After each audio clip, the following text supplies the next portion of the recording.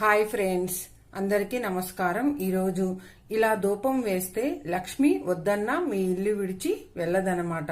మనము ధూపం ఎలా వేసుకుంటే లక్ష్మీదేవి అనుగ్రహం అనేది ఉంటుంది, దరిద్ర దేవత అనేది బయటికి పోతుంది. ఇప్పుడు ధూపం ఎలా వేసుకోవాలో నేను చెప్తాను.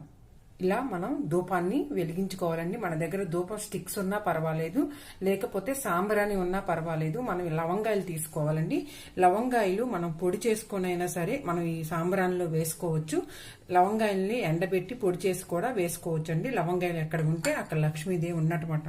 మనం ఇప్పుడు ఇలా ధూపం వెలుగుతుంది కదా, ఈ ధూపం మీద మనము లవంగాయలు పెట్టుకోవాలి.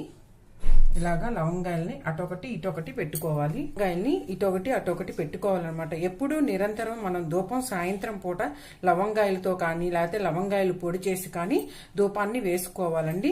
గుగ్గిలము ఈ ధూపం గుమ్మానికి ఇరుపక్కల వేయాలండి.